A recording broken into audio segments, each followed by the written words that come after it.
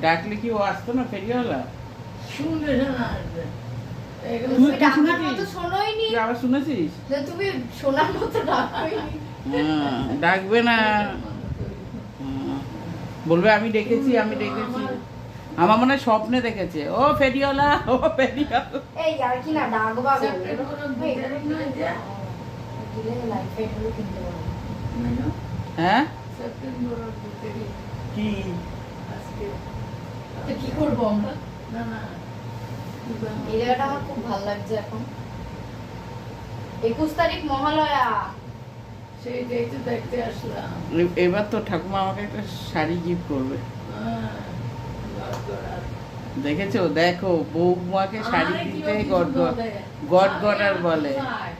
দেখো কে পয়সাওয়ালা, দেখো চশমা পরে। কি লাগবে তোমার? জন্মদিন গেল, চশমা। ওকে চকলেট পর্যন্ত ন দিল।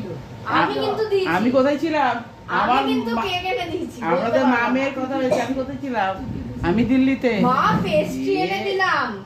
হ্যাঁ। আরেকটা কি জানো পেস্ট্রি আর একটা কি জানো? ও পেস্ট্রি এনে দিয়েছে, একটা হ্যাঁ। Mango pastry. অদ্ভুত। তাহলে ও আমাকে বলেছিল ঠাকুমা জমাদার, আমি কোথায় ছিলাম? আমি দিল্লিতে।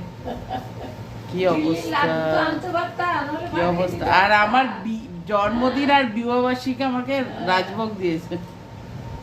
এই বয়স্ক মানুষটাকে তোমরা চেয়ে রাখো, চিনে রাখো, ওকে পাঠিয়ে দিতে পারতা, দিল্লির লাড্ডু। ওই চিনে রাখো। কত করে খেয়ে মানে ও দিল্লি কা লাড্ডু जो खाया वो पछता है, जो ना खाया वो पछता है। আমি 25 টাকা দিয়ে একটা লাড্ডু খেয়ে পৌঁছেছি দিল্লি।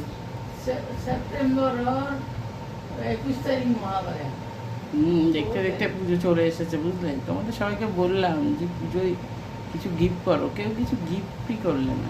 কপাল।